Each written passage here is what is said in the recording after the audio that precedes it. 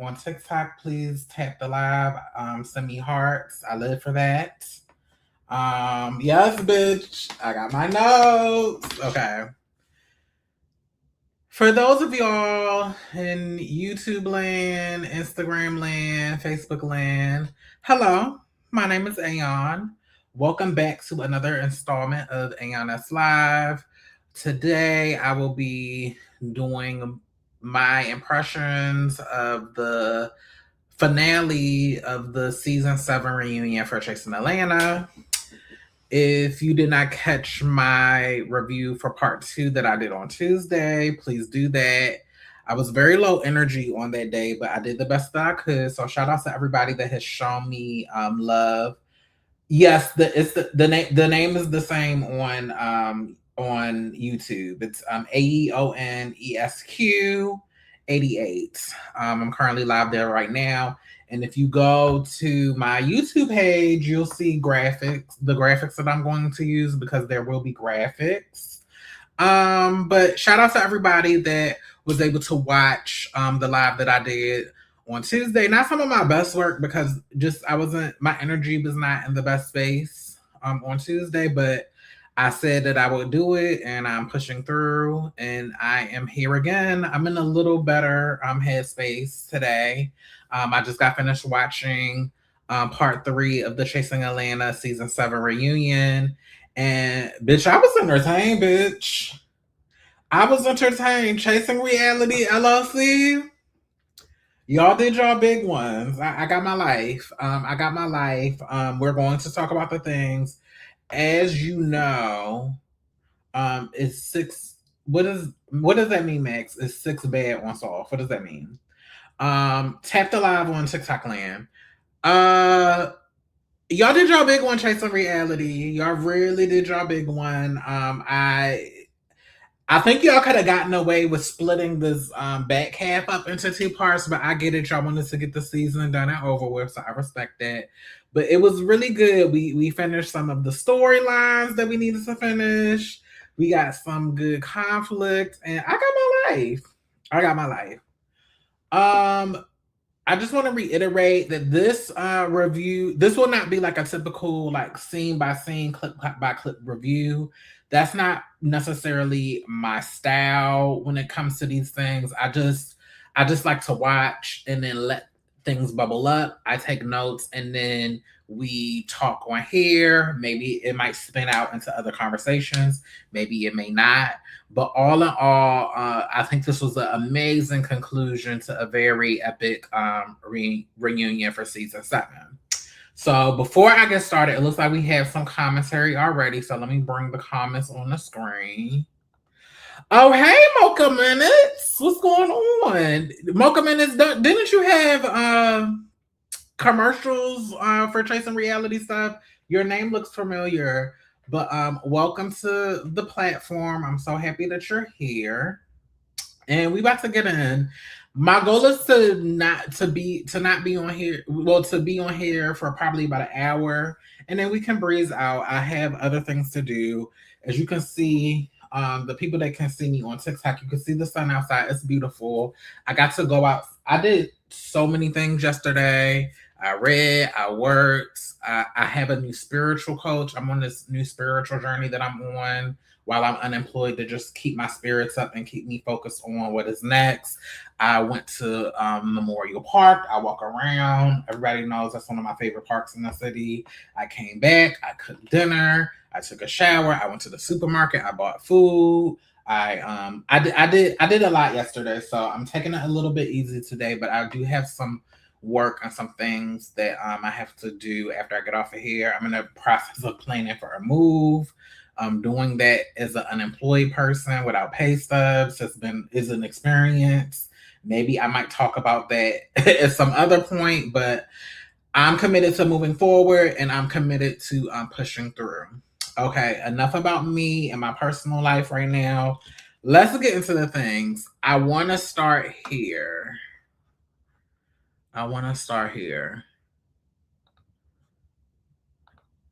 And there'll be a whole bunch of more images I'm going to share. But bitch, I'm going to start here. And should I?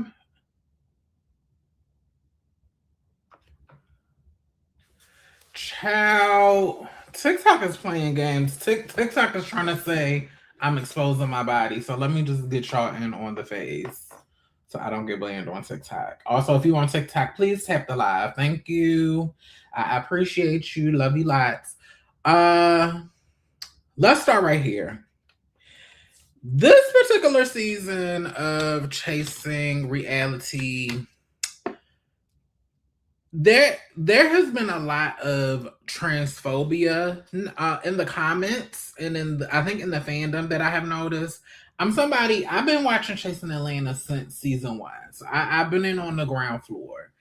And I know with each year and each season that new people are brought to the show, they're brought to the platform, they're brought to the orbit. I know that, I am aware of that, but particularly this season, and I think well, it's not, I think it has a lot to do with the conflict that existed between Althea and Nova, which I'll have some commentary on that a little bit later.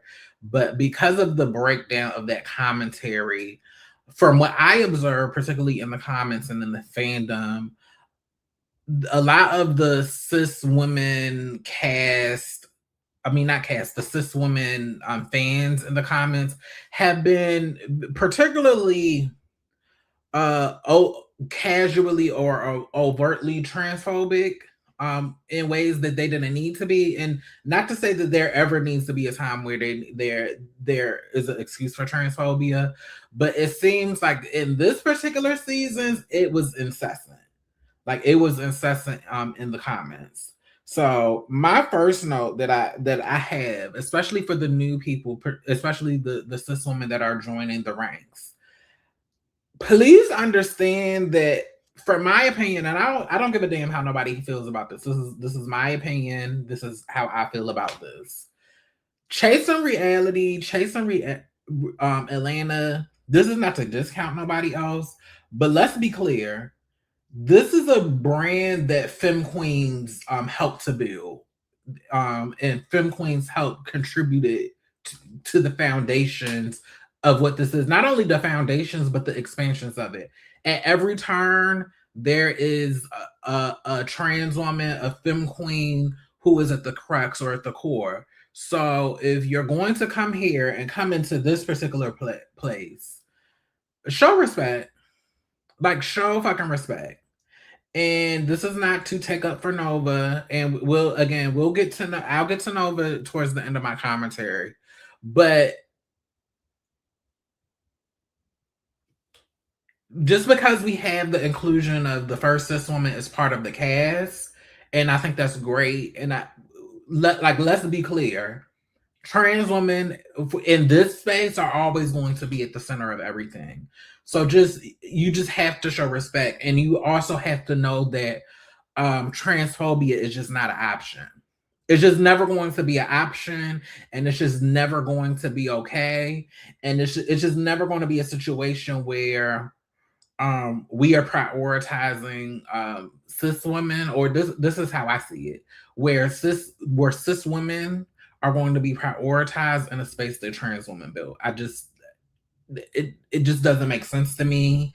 And again, and I say that on the heels of the particular transphobia directed, and critique Nova for her personality, critique Nova for being immature.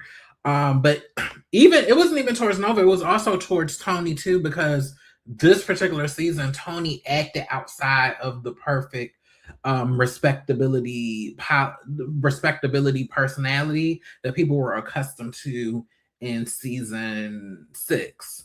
So we saw more people taking liberties to say anti-trans stuff to Nova and Tony in the comments, and they even did it through this particular reunion.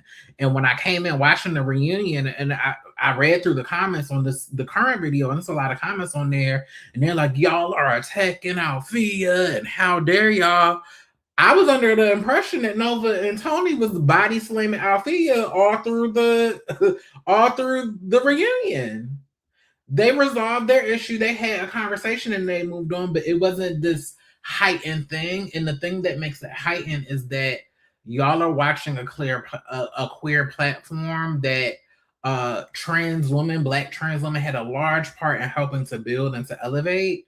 But y'all hate trans women, and y'all feel like y'all can come at the girls any type of way. So please pay homage, and please show respect, and please be aware of the queer spaces that you're in. So there was just no way I could start this video without giving homage. I have the picture of just Lauren up here, Lauren England, OG cast member, from Chasing Elaine, and I could have expanded it and did all of the trans people that had been on the other franchises, but I just wanted to keep it on Atlanta. I wanted to keep it to Atlanta. So we can't talk about Chasing Reality or Chasing Atlanta without talking about Lauren England. Love her or hate her. She was the OG. Seasons 1 through seasons 4, and then she had her own spinoff. Chasing. I mean, not Chasing, just Lauren, that lasted for about a season. The next, let me take it to this lady right here.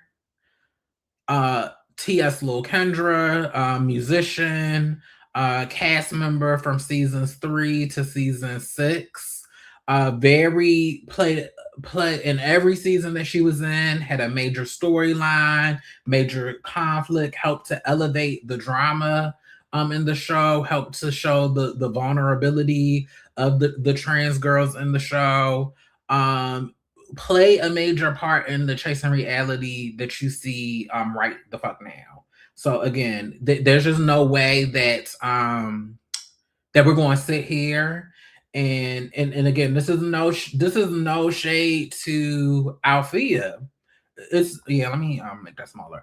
It's no shade to Althea. It's no shade to that lady at all, and it's no shade to the fandom. We're happy that you're here, but you have to know that in this universe and in this space, the trans women are at the center, and it just is what it is. It is what it is.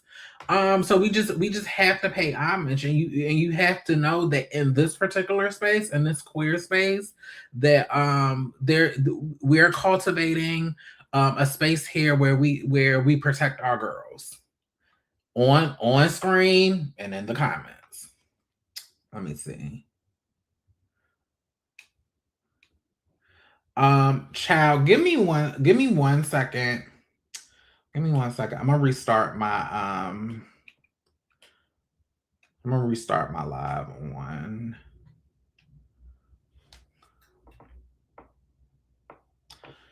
Okay, y'all. I am back.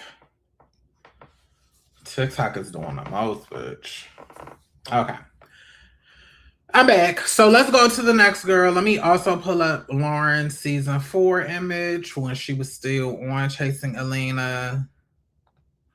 Also, I see it's a lot more viewers on IG, YouTube, and Facebook. Welcome. I'm currently recapping part 3 of the Chasing Atlanta season 7 reunion. I'm so happy that you're here with me and listening and learning with me. Please feel free to like, share, and subscribe this live. Also, comment if you feel the need to speak. This is Lauren, giving homage to her, the first lady of Chasing Reality, giving major homage to her. Let's take it on up to season 5. Miss Willa, full-time cast member, season 5, season 5 and season 6, played a very important part in the seasons that she was in, gave a lot to the situation, gave a lot of drama, gave a lot of personal life, a lot of personal development. She was a major part of the seasons that she was in. It's just no denying it. It's just no taking it away. And again, there is no way that we have a Chasing Reality, Atlanta, and we don't give homage to the ladies that help to shape it and play a part in it. Let's take it on over here. Oh, I didn't forget about the girls. I ain't forget about my ladies. I am a girl's girl, and we have to give life to the girl. Miss Seven, also known as Drew Friday, full-time cast, also a full-time cast member for seasons 5 and season 6. Drag entertainer, was very polarizing on both of her seasons, and it's interesting.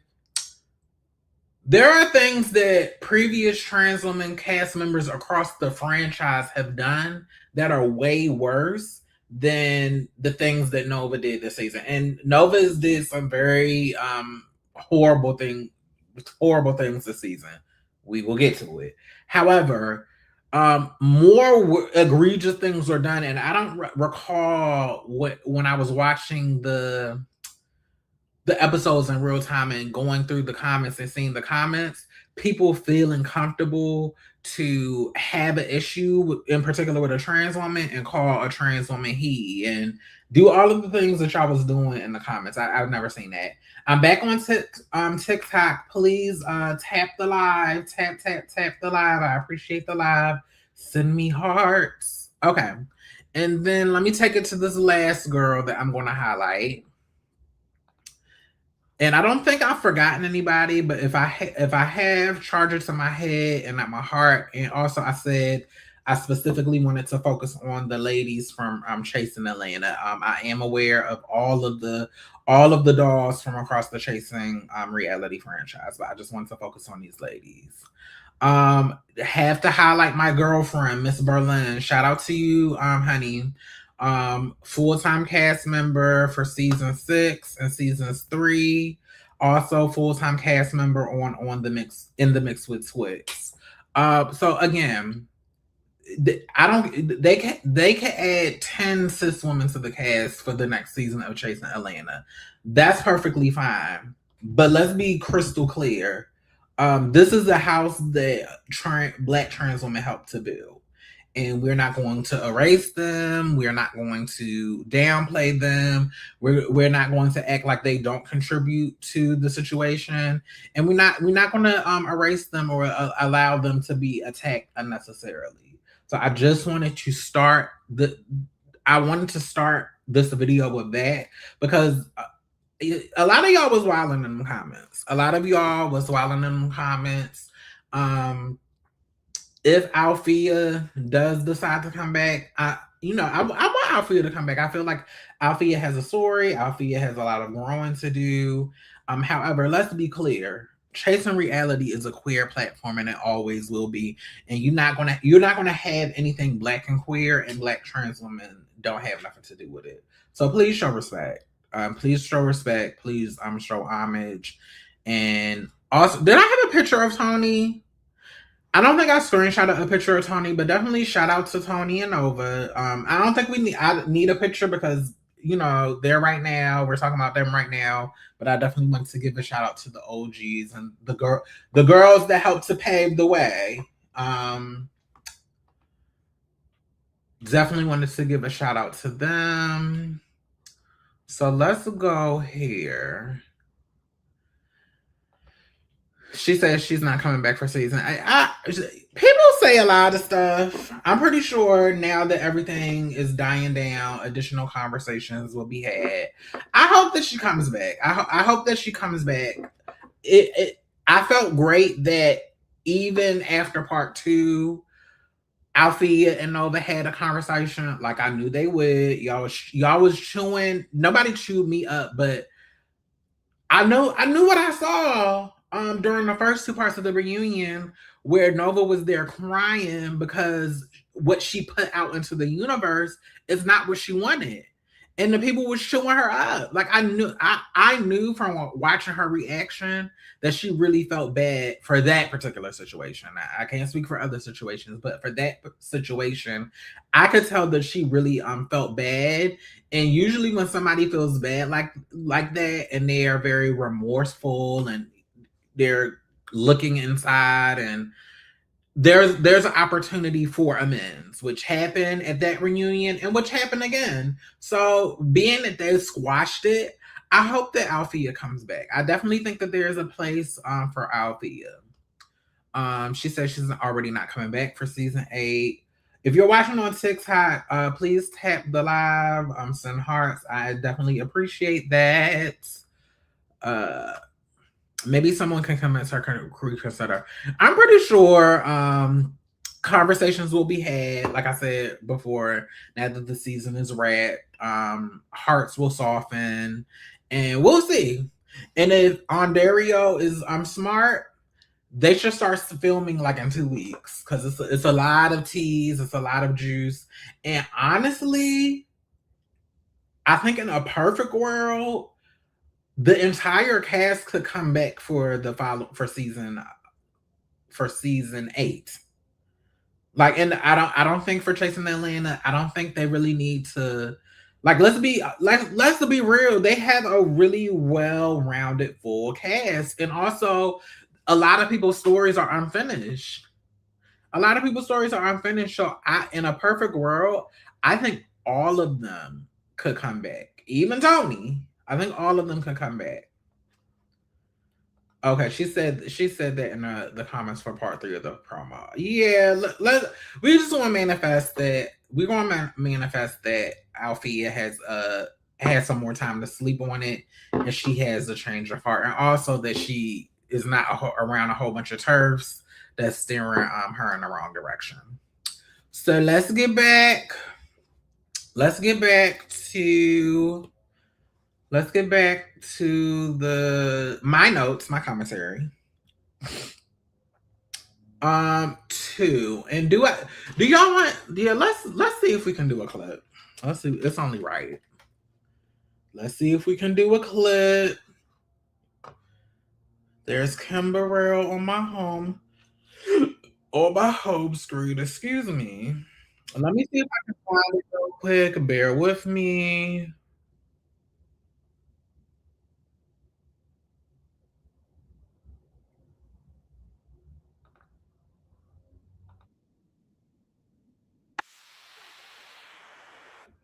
Okay, so let me do this to kind of preface to where I want to land this particular. Hey, don't put that on fire.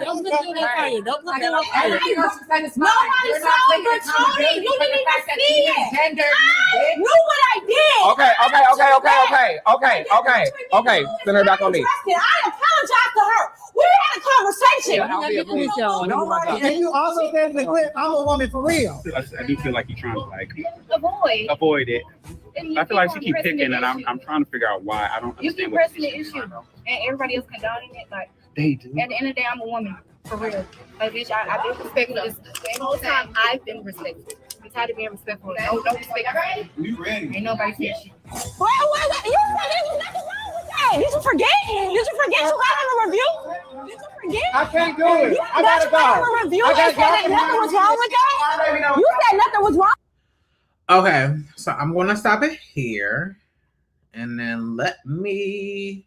Oh, girl, y'all, the girls are showing up for the live today. The girls was in here Tuesday. It was mostly the rebate game. Sammy, hi, Sammy, baby. Yes, I think all of y'all should come back. I really feel like for this cast, like I said before, it's a great cast. Now that y'all have been around each other for a full season and a reunion, relationships have developed, alliances have formed, emotions have formed, conflicts have formed.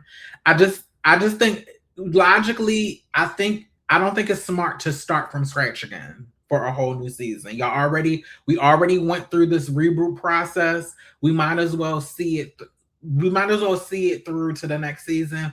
And I'm not ready to not, for me as a viewer, just this is me individually, I'm not ready to not see y'all on the screen again. So I really want to see how the stories evolve and mesh going into season 8. So yes, Sammy is in the building, honey. Sammy is in the building. And also, Sammy, I don't know if I have you in my notes, but towards the end, I saw a little spice. I saw a little I'm gonna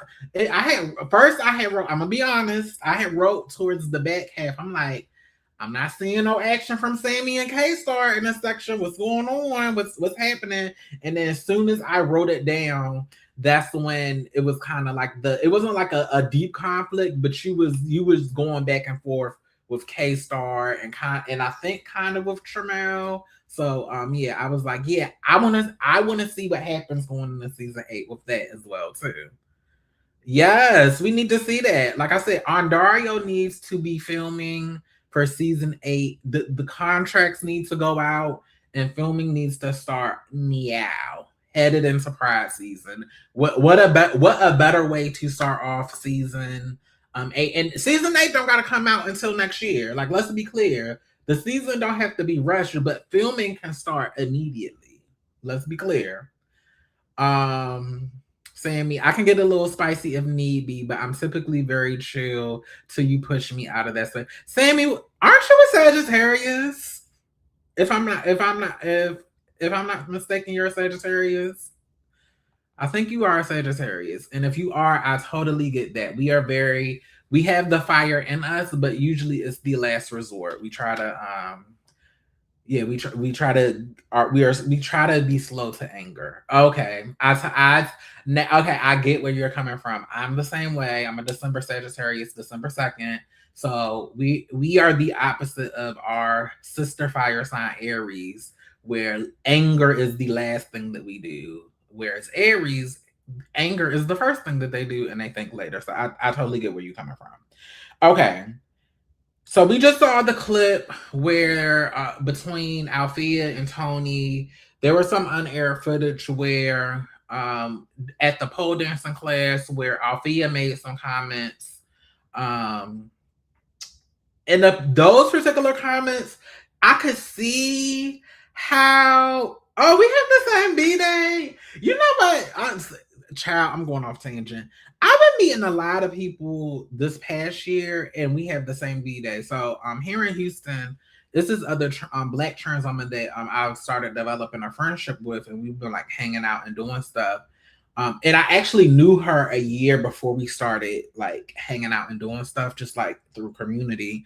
And we found out that our birthday is the same day. We born on the same day and the same year, December 2nd. So I love I typically do get like along very, very well with other Sagittariuses. I will never date another Sagittarius again in my life.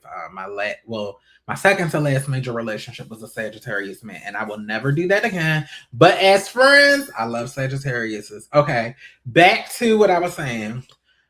I could see how in that instant, do I think Althea engaged in casual homophobia by making slick digs? I do think that she did that. I do. There's just no, and it's on camera. I do think she did that. That particular instance, I could see how her saying, "Well, I'm a woman, or a real woman." I could see how that could be perceived as being transphobic. I'm not going to give her the transphobic card for that particular issue. However, I want to focus on Tony. We all know Tony ended up walking, was the first one to walk off of this part 3 of the reunion. I honestly don't think Tony was mad at Althea. Speaking back to what I said initially and why I wanted to set the tone for this particular live, the Chasing Alanda fandom, because there are, I guess, more cis women a part of the fandom than there were in the past. Also because we have a cis woman castmate who's on this cast. Also, just let's step outside of Chasing Alanda. In the Black community, the cis versus trans woman thing, like the tension is at an all-time high. All you have to do is just go look through the comments, look through the TikToks, just the people, the commentary of, oh, I don't want to be called cis, I want to be called a real woman. Like, this show is airing it's not an isolated thing. It's happening when so many other things are happening in our culture right now. Also, politically, we're seeing like a rise in conservatism. It's even popping up in Black community. We have a lot of Black cis women who don't like trans women engaging in turfy language, and it's just a lot of things going on. And I honestly feel that Tony's issue is not with Althea. I think her issue was just her issue is really with the fandom and how the fandom has felt energized to come after the trans women that are on the cast. And because Althea is there and Althea is the cis woman, I think, Althea is just the casualty. And also because Althea is going through something on the show. I just think that in that particular moment, Tony was projecting all of the fandom and stuff onto Althea, because in my mind, it's no reason why.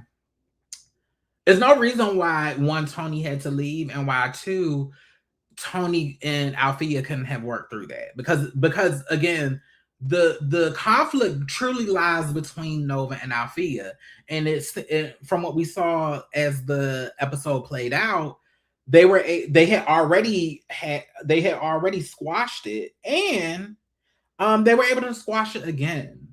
So yeah, I don't think Tony was necessarily mad at Althea. I know I saw some type of live yesterday where Tony and Althea had words. So I don't know.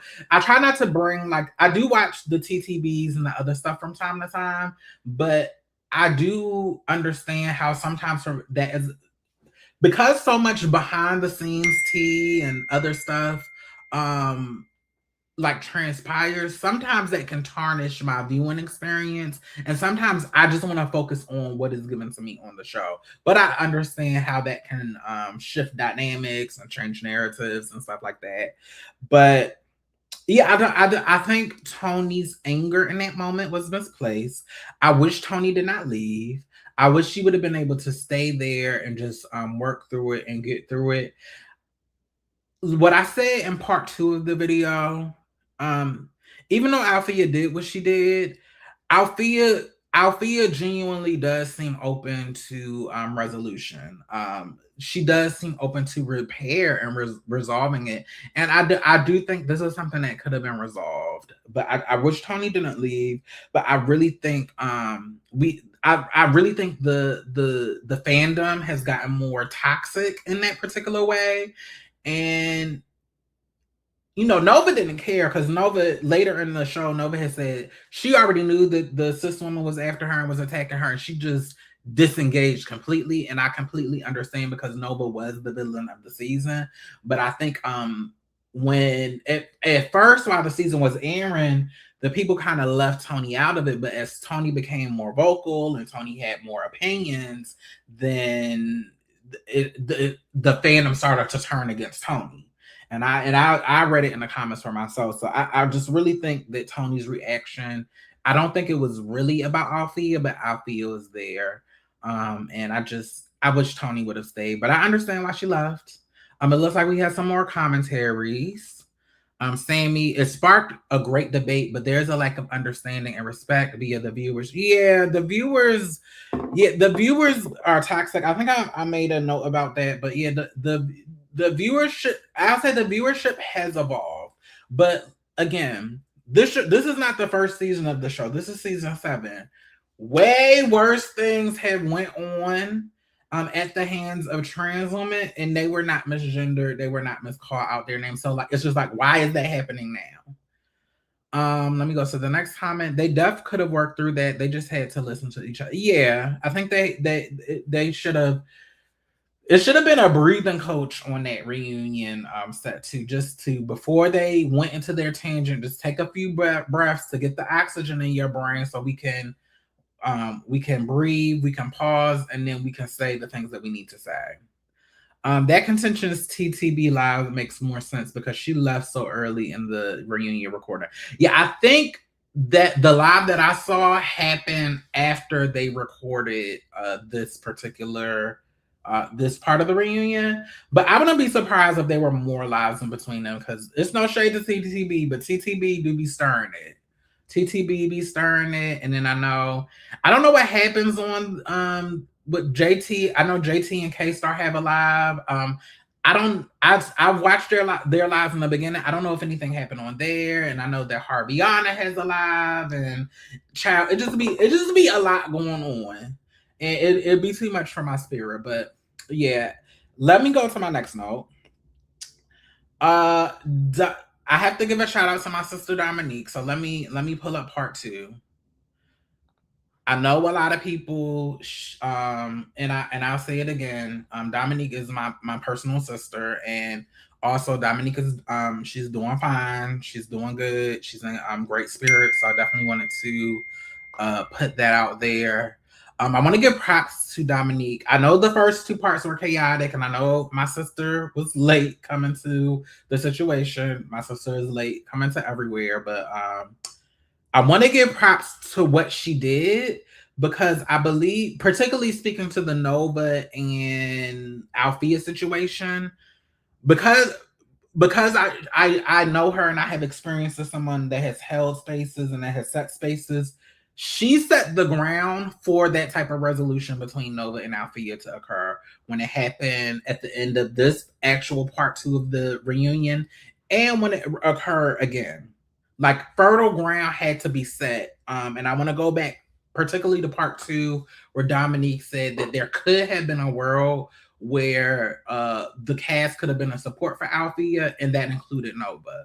And I think even though it seemed out the box and it seemed like overly positive, I think it gave the fertile ground that was needed for them to say what they need to say how they felt in the moment, assess whether this is something that they can move through or something that they were just not going to be friends on. And we saw that play out in part 3. So I just wanted to quickly give props to my sister for being the facilitator that I know her to be. And for setting because I remember when watching parts 1 and part 2, it was like, well, why are y'all letting Nova talk? Why aren't y'all just dragging her? And it's like, y'all, the whole point of the reunion is conflict resolution, y'all. And we have to get exposition. If you just are beating somebody down and punching down on them, they're not going to feel comfortable to talk, to get out the things that they need to say so that we all as the viewers can understand their particular state of mind when they did something. So shout out to my sister for doing what she needs to do. I see, child, the numbers are going up. Thank y'all for joining me as I review part 3 of the Chasing Atlanta season 7 review. Let me read some more of these comments before I go to my next point. Sammy said exactly. So Nova can call Fifi dirty. Says she has BV because her baby daddy is gave her pay, and say the most colorist stuff. And the cast defends Nova like, come on. Gabby Janice, I'm going to assume that you didn't watch part 3 of this reunion in full, because when they got to the back half of the part, Q and Sammy both talked about how they did hold, even though they left with Nova to break up the fight, because there was a whole conversation where Althea felt like because Ken, Q, and Sammy took Nova out of the party and were talking to her, that they were on her side, and it felt like they weren't there for her. But as they were talking, they were like, no, our intent was not to just be there and be on her side. Our intent was to remove her from the space and have her outside so she wouldn't get physical with you. But Q and Sammy explicitly said, and I think even Ken said, in that moment, that you were wrong and you shouldn't have done that. And that there were other times, and Nova had did other things to them where they held Nova accountable. So we can't keep putting the narrative out that nobody held Nova accountable, because that's just not, from what was said multiple times during all parts of the reunion, that wasn't true. That was not true. So we can't keep putting that out there. The live was after Saturday. It may have been Monday or Tuesday of this. Yeah. Gabby Janice, and the fact that she made light of the Q situation and the cast gave her grace. I'm actually going to talk about that later. That's one of my notes. So thank you for bringing that up, Gabby Janice. Give her my love. I will do Sammy. Mind you, Nova told Tony that she wanted to be the one to start the mess. Elaborate on that, Gabby Janice. Fifi was wrong for Mr. Gender Renova, but once you come for someone's defenseless child, all bets are off. Hold on to that, because that's another point that I'm going to address later. Child, the comments Bitch. Gabby. Oh, Sammy says, Gabby, I think people need to recognize the difference between giving grace and not being involved. What we didn't want to do is preemptively jump into a situation between two grown adults. Right. And again, I wait to get there. Thank you, Sammy. And let them work it out themselves. Yes. Gabby Janice. But once y'all saw there was no resolve, that's when y'all should have stepped in, and that's probably why Fifi felt unprotected. Okay. If y'all have any more comments and commentary on Facebook and on YouTube, please write your comments. I'll share them on here. Let me go to Instagram to see if people commented. No, not yet, but it's fine. It's all good. We're going to keep on going. All right. We got one more comment before I go to my next note. When Nova came for Tony after walking the ball, she texted her and said she wanted to start the drama. Oh, okay. Okay. Okay. So let's go here. Okay. So let's go to it. The next thing that I wrote is all's fair in love and war, but you still have to count for your transphobia. And let me explain what I mean. When we reading or whatever, y'all right. Nothing is off limits. When we are battling and you trying to take a bitch out and you trying to cut a bitch to the knees, y'all are absolutely right. Everything is up for grabs. However, once we put our swords down and the battle is over, baby, everybody has to be accountable for the things that they said.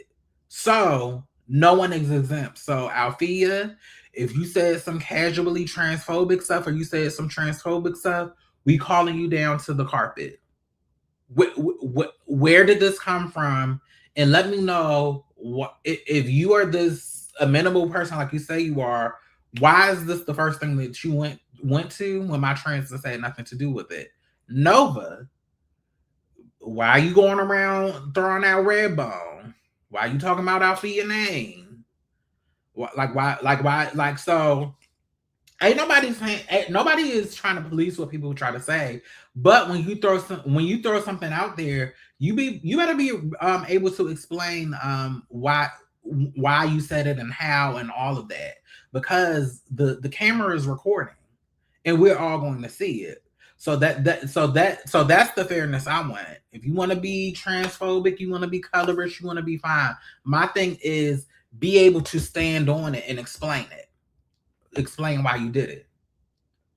And a lot of people wasn't willing to do that because nobody wants to appear to be the problematic person, or nobody wants that label put on them. We saw how Nova was breaking down when Dominique was pressing her about being colorist and being anti-Black and all those things. And then we've seen how uncomfortable it has made Althea through the back half of the season because she doesn't want to be painted as transphobic. She does so. But my thing is, everybody is free to say what they want, but when we roll the camera back and we have to dissect and we have to pull apart, you better be ready to stand on it and be ready to explain it. And nobody is exempt from none of that. Just because a Jamaican woman took you in doesn't make you Black. I don't think that's what Nova was saying. What I think Nova was saying in part one, I think that was that part one? What I think Nova was saying was that she cannot hate. She cannot have hate for a group of people when those same people were the ones that not only came to her rescue but helped her to affirm herself as a woman. Something that her, Caribbean, I'm probably assuming that they're like non-Black Latinx people, probably white Latinx people, did not offer her. So I didn't think she said that story to say that I too am a Black woman. I think she said that story to show her appreciation for Blackness, period, in particular Black women. When everybody was saying that she hated Black women because of the things that she said and in the way that she interacted with Althea in particular. Sammy said, which I said, why there is no victim and no bully. Yeah, I feel like I said this when I was initially reviewing the season. I think Nova came to she came to the situation with bad energy, and I feel like we all have to be accountable for the energy that you bring to a space. She came to the group with bad energy, and it didn't matter who it was or what they did. From my perspective, I think she was looking to have an issue with anybody. Because she came insecure, she came sensitive, and it just happened to be out Tony at first, and then it switched to Althea. But I honestly don't think that Althea took a dig at Tony at her first. I think she took a shot at Althea first. But either way, as the thing went on, I think they both lost control at various points, and they both contributed to the energy that that led them to where they got to by the end of the season. An apology doesn't exhibit accountability. We never dismiss Fifi's apology, but she never answered for what she said, though, versus Nova answering for what she said and apologize later. Yeah, I have to rewatch it again, but I also don't really feel like Althea really copped to everything that she said that she was transphobic or that could be perceived as transphobic from what we caught on camera. But I'll have to watch again. Gabby said, all I'm saying is Fifi did what Nova did. If Fifi did what Nova did to her, we would be having a different type of conversation. As far as if Fifi tried to swing on Nova, is that what you're saying? Shout out to everybody in TikTok land. Please, if you're watching Tap the Live, I appreciate the taps and the hearts. Okay, let me move on to the next thing that I want to talk about. Y'all, I have my notes. If you can see my notes. Okay. Okay.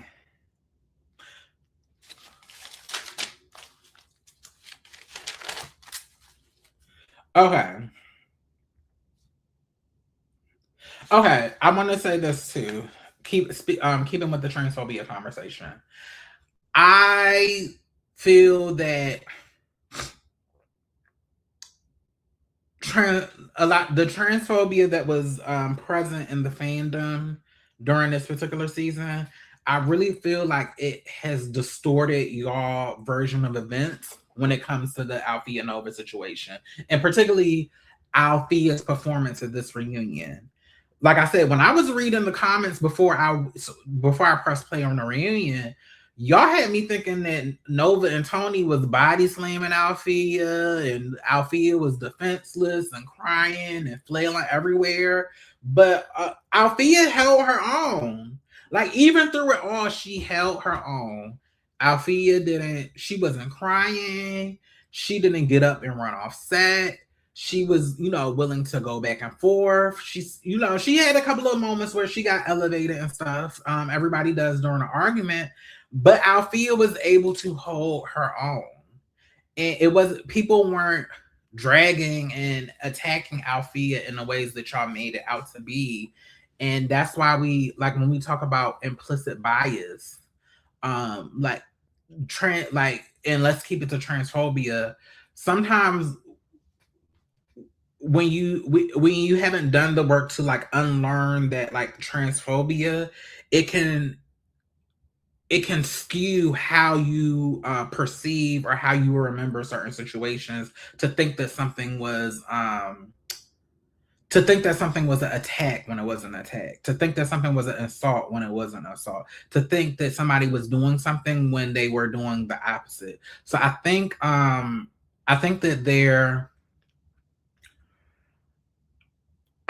a lot of the people really have to ask themselves hard questions.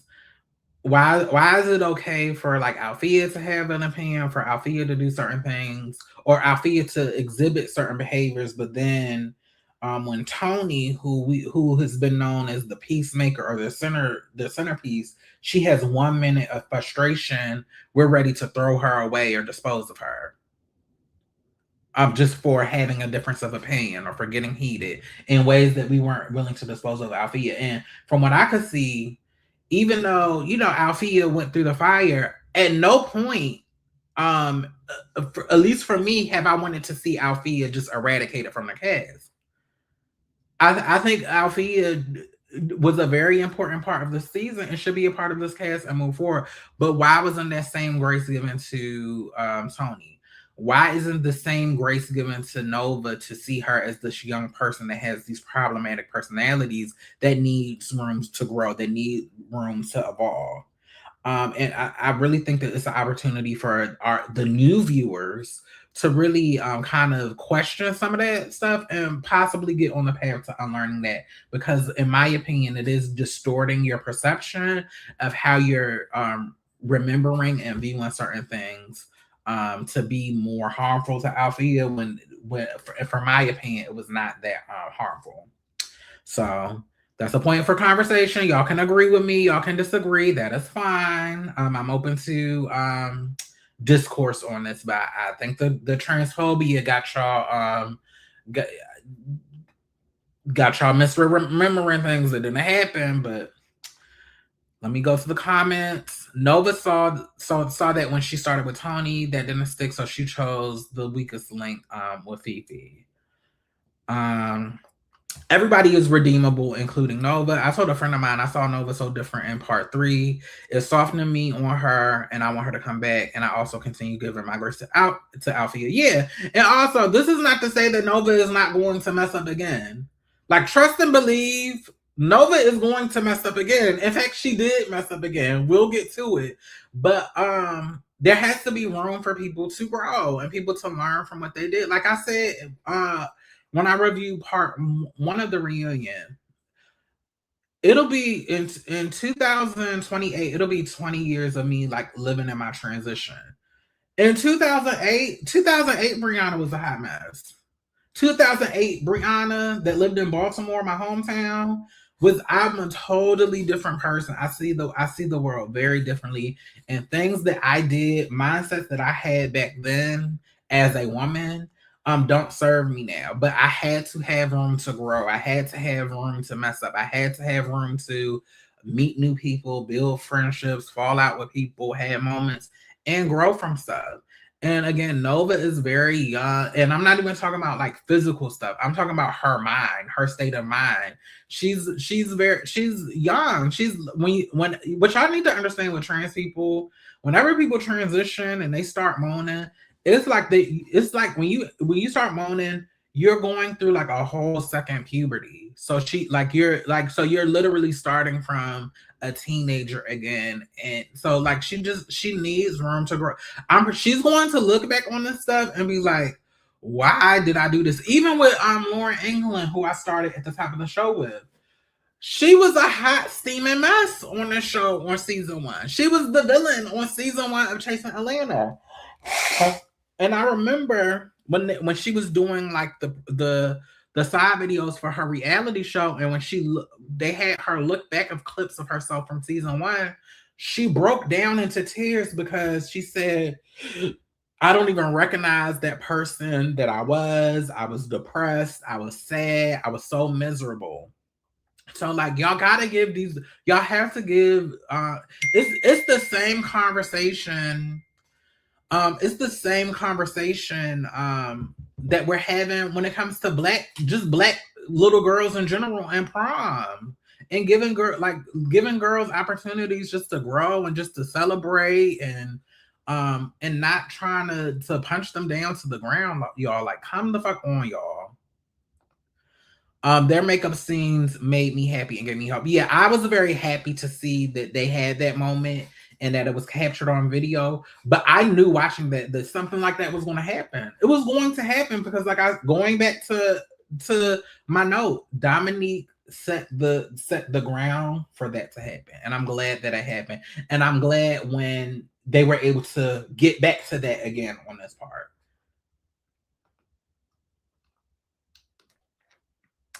Child, y'all, this is going way past the hour. I was only planning on being on here for an hour, but y'all, this extra commentary is stretching it out. But I love it. I love it. I was nervous about coming back on today, but I love this. I need this today.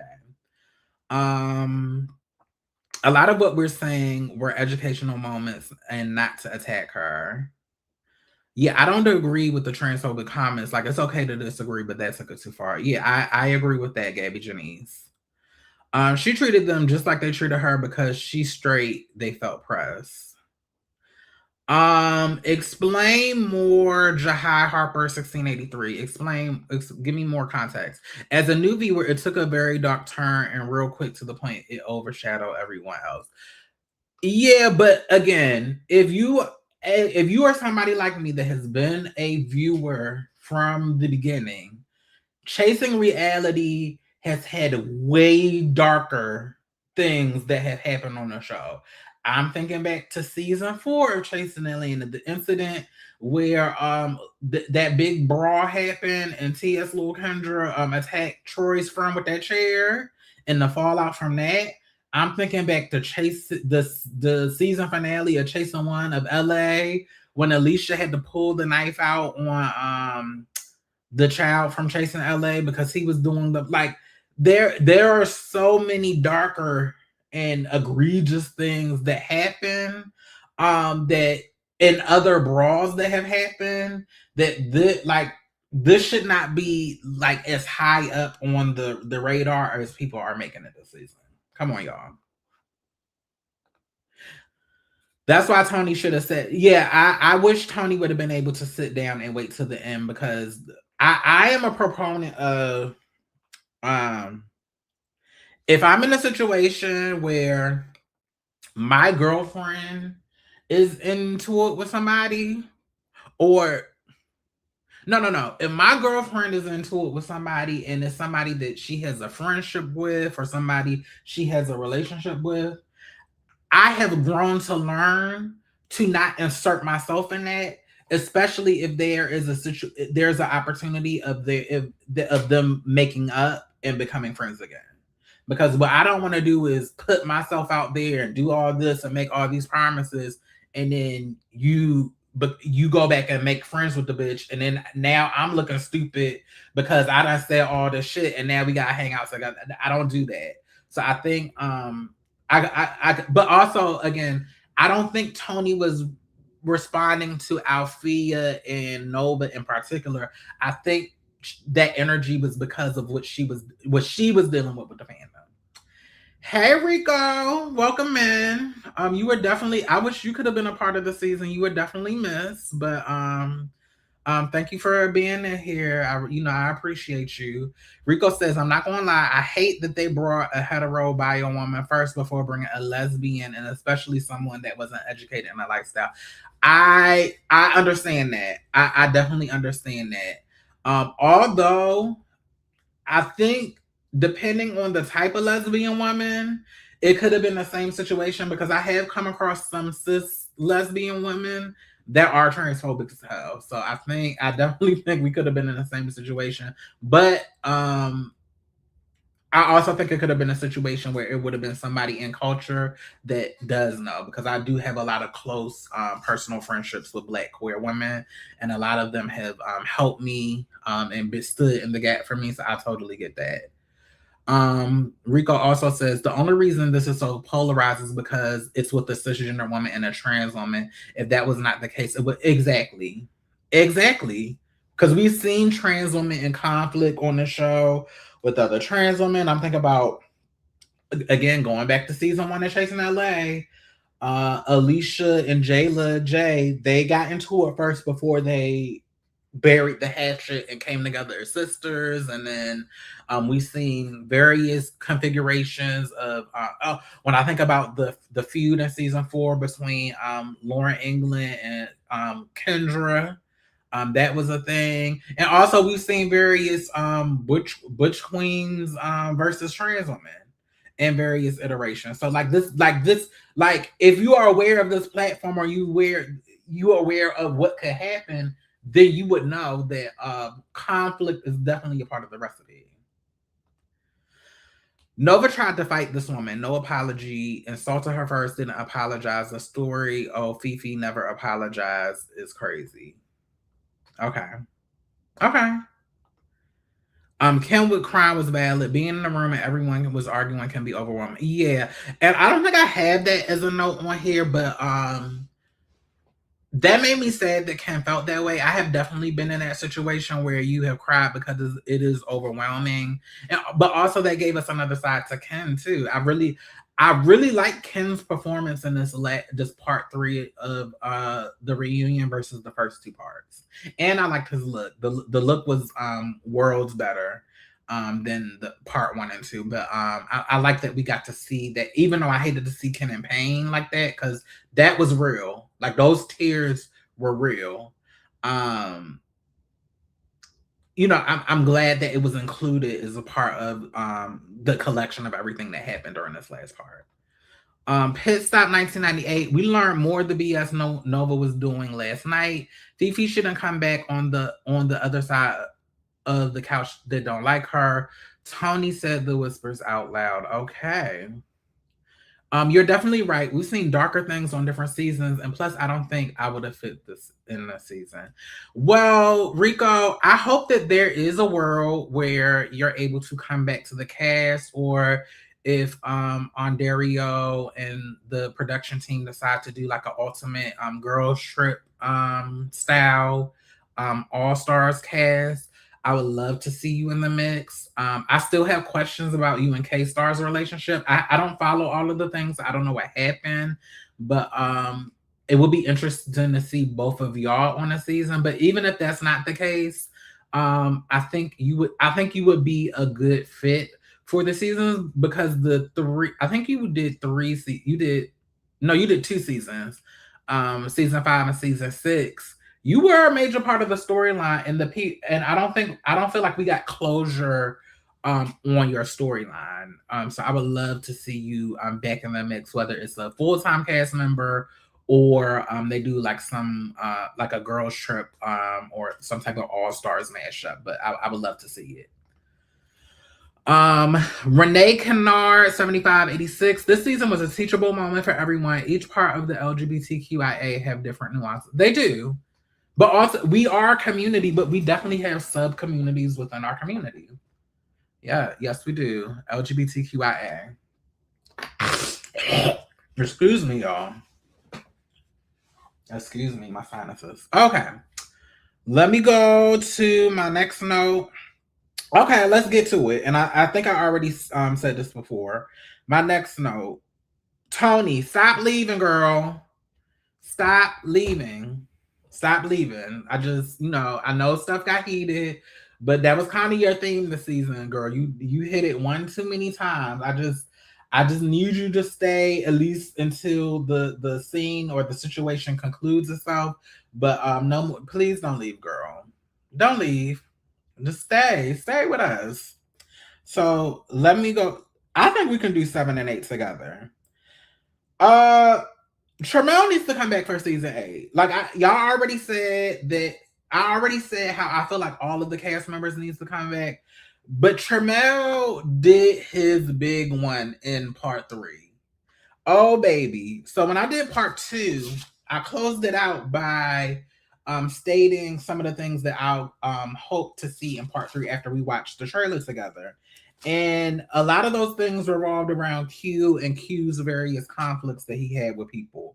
But when Q and Tramel got into it, and Q pulled out them screenshots about how people were sending Tramel photos of him, and how Q family members was coming after, family and friends was coming after him, and Tramel piped up. I was like, bitch. I was like, a bit okay, Tramel. Okay, Tramel did his big one. And I was like, Tramel has to cut. We need Tramel a part of this cast. Not that Tramel plays a villain role, not by any stretch of imagination, but Tramel is not afraid to be on the other side, and is not afraid to, and again, I think I did a review. They tried to shit on Tramel's age. I think me and Tramel are around the same age. They tried to shit on Tramel's age, but when you get to them upper 30s, you just don't give a fuck no more. And it's just like, let's just say what it is. And I was so happy to see Tramel. Tramel has been doing that all season, but he really got cute. He really got cute together. I really lived for that part of this reunion. When Tramel came with receipts, Q had to get up and leave. Like Q got tight. Q got tight. So I live for that. And then the other side to that, if Tramel is coming back, Q needs to be brought back. Let me start here. I like Q. I like Q. I have liked Q from the beginning. I feel like Q got out of everybody that was on the season, Q had the most well-rounded story because Q went through a lot, and also Q has a lot of great qualities about him, but Q has a lot of problematic qualities, and not problematic like he problematic in a ways where Q has a lot of room for growth. Q obviously has a temper problem, but also, as we see, I think Q has been through a lot of trauma and is dealing with a lot of things back to back. But I definitely think Q needs to be brought back for next season. It's just whatever. If we got to take Q to lunch or have a dinner, Q's story needs to be told. And Q at this reunion basically gave us the preview of the things that we could show or that could be part of his storyline going into season 8. We have the breakdown of your marriage. I kind of suspected Q was in a relationship. I didn't know Q was married. But the breakdown of your marriage. Are you getting divorced? We don't know. You how has this impacted? How is what you're going through? How has that impacted your business? I would like to see that. Also, the conflict between Q and Tramel, the conflict between Q and Dominique. I'm pretty sure there'll be conflict with somebody else. So and also Q is not afraid to be vulnerable on camera. And that's what we need. That's what I want to see. So I like Q.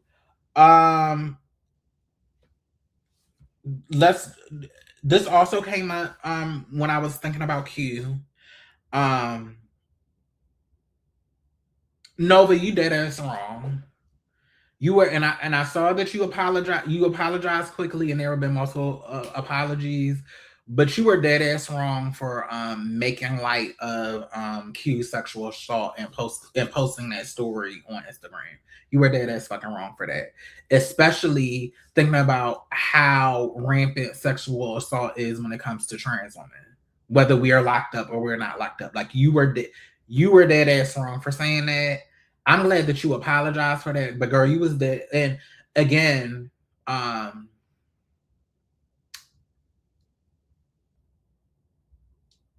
sexual assault, as somebody that has been sexually assaulted and somebody that is close to a lot of people that have been sexually assaulted, the impacts of the sexual assault last much longer than the actual act itself.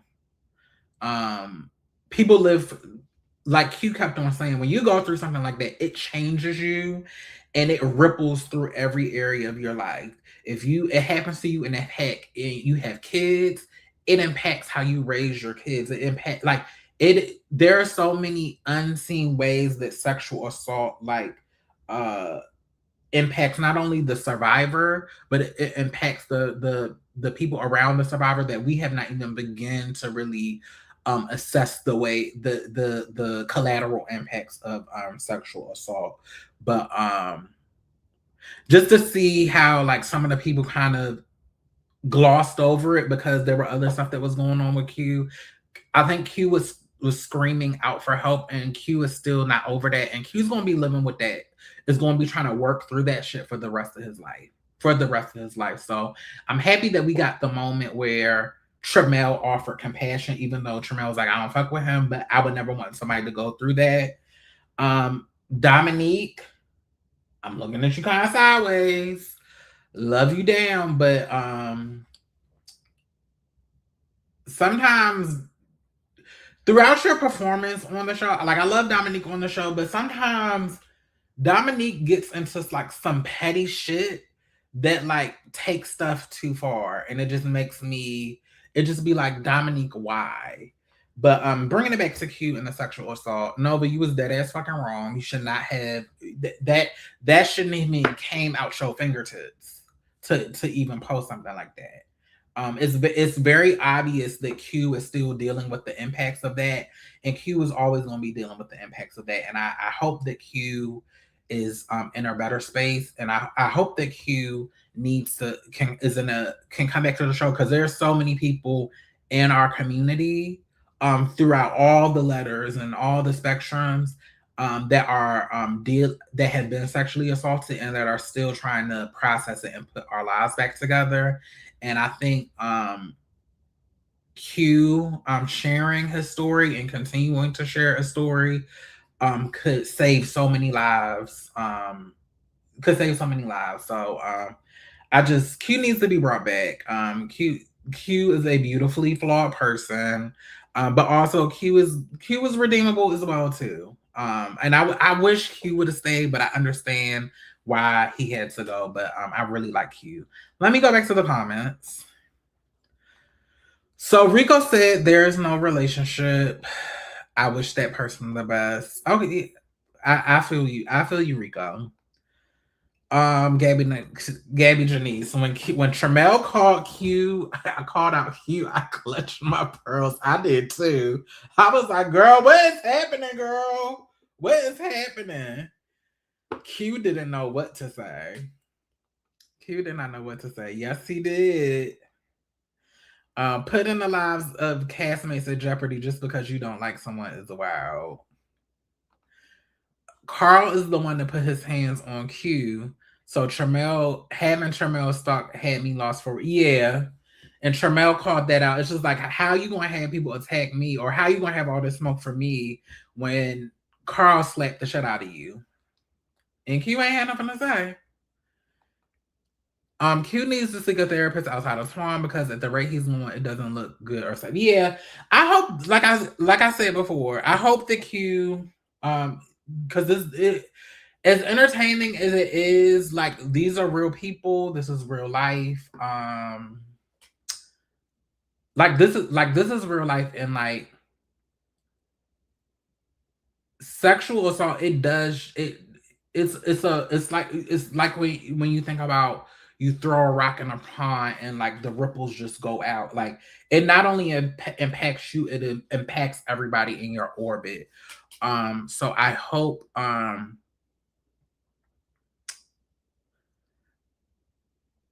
that Q feels empowered to keep on talking about his experience, to get healing for his experience, and also a reminder that even just what Q did on this season has freed so many people to talk about their own experiences. And also, this is not the first time that we've had a storyline regarding sexual assault on Chasing Reality. Let's go back to season 6 of Chasing Atlanta. The situation between Oliver Twix and King Kane, where King Kane was touching Oliver Twix when Oliver didn't want to be touched, and just the fallout from that. Yeah, it's just okay, so it looks like we have Q here. Welcome, Q, to the space. I'm happy that you're here. First of all, I can't have nobody attacked, and then stop saying that, because it's not true. Well, you did say, Q, on the reunion, that whatever people were sending to Tramel, you had no idea about it. You had no clue about it. But from Tramel's standpoint, that's what Tramel felt. Okay. And then Q also said Tramel came with stale ass receipts. I didn't even know what he was talking about. Let's talk about why people felt compelled to come at him. He posted negative things about me on his social media. Okay. And I believe you did talk about that on the reunion as well too. But I'm happy that you are here, Q. I hope that you are doing well. I hope that you definitely come back for season 8. I think you had before you got here, I did talk about how I felt like you, out of everybody on the cast, had you were the most well-rounded person of the cast, where we got to see a wide spectrum of your story. And also, it doesn't feel resolved. We want to see more. So I hope that we do see you back. You are very necessary to this season. And I would love to see you back, and I'm happy that you're here. Okay, Q, you definitely knew what he was talking about. Your facial. Okay.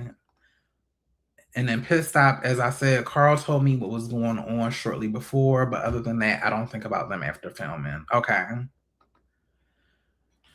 Okay, let me go on to my next note. We almost are to the end, y'all. I said I was only gonna be on here for an hour, but we about to hit an hour and a half. And I do kind of need to get off of here because I got other things I have to do today. Okay. I want to briefly talk about this with Dominique. Like, again, I was kind of disappointed in Dominique just a little bit because I feel like Dominique sometimes gets petty when he don't need to be petty, and it drags certain situations out longer than it has to. And when and particularly in the situation when I thought about it, when Q was having his moment where I can't remember if this was before Q left the first time or when Q came back and Q had the glasses on. And Q was that, like, you can clearly, on a human emotional level, you could clearly see Q is still in the emotions of what's going on. Dominique was just being like snippy with Q and just going back and forth, and it's just like Dominique, and what it reminded me of. It reminded me of that back and forth between him, when in season 4 when he was going back and forth with the thick child that was on The Shit You Do for Love, Travis. It reminded me of that because in that particular situation,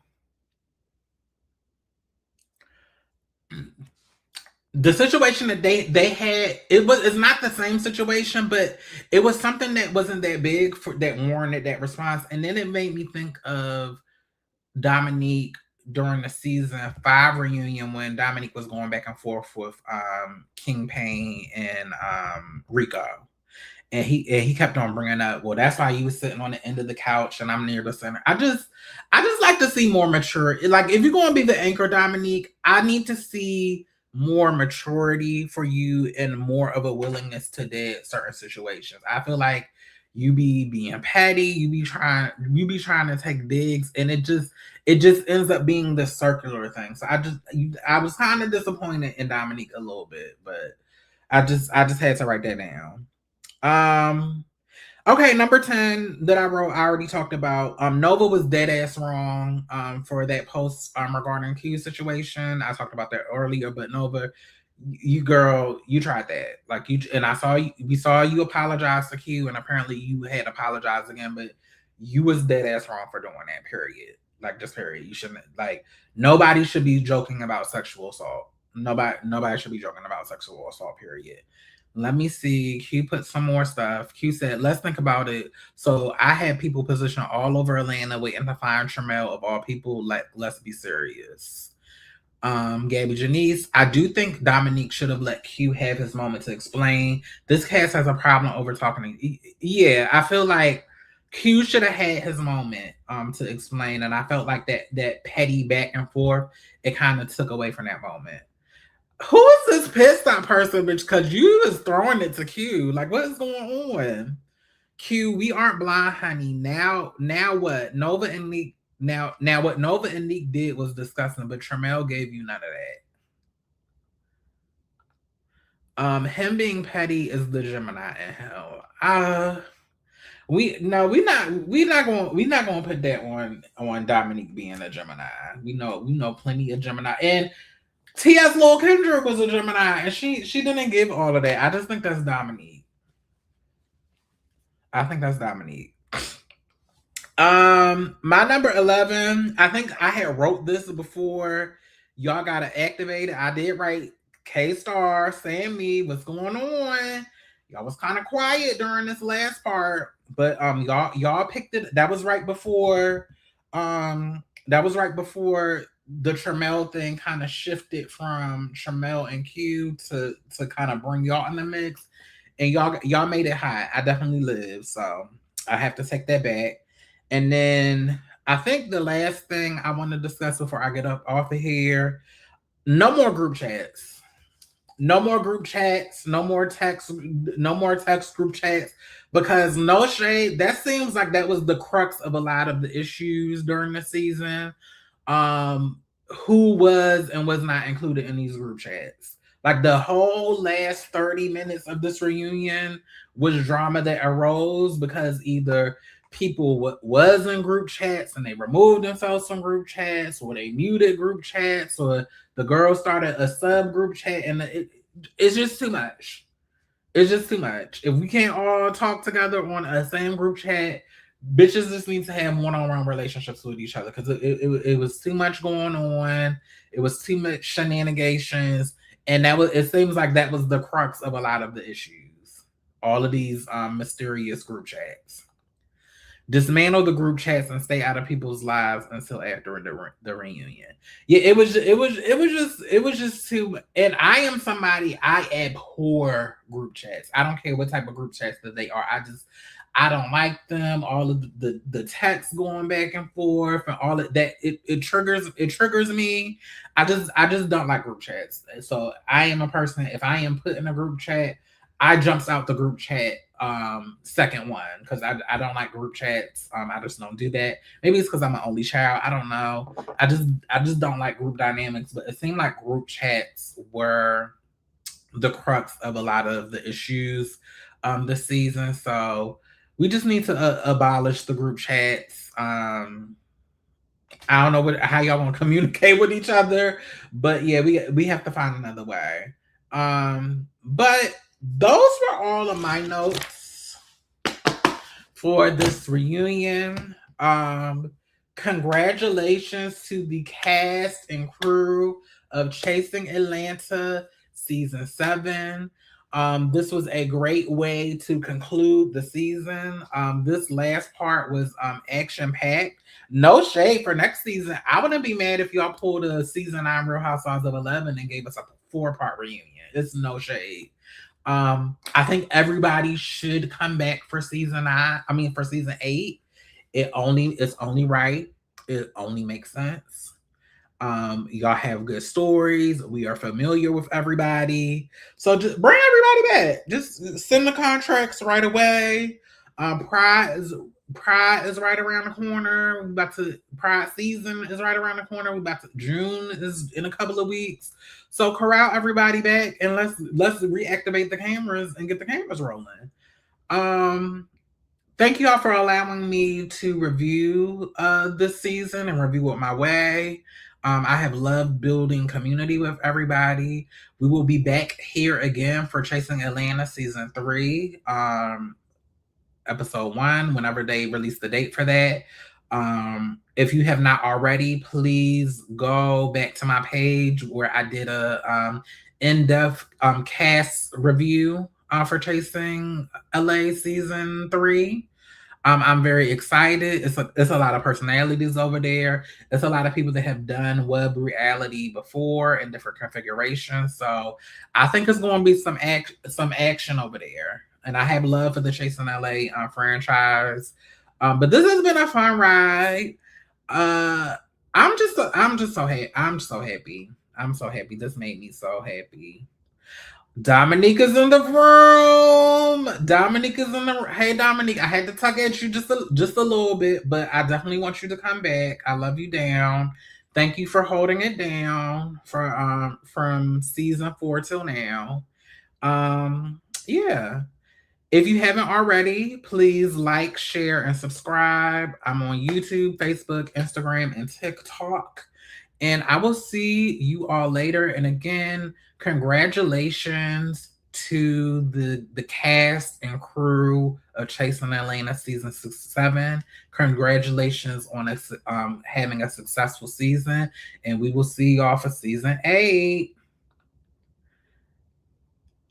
Oh, work, Dominique. I thank you so much. Okay, I'll see y'all later. Please be safe.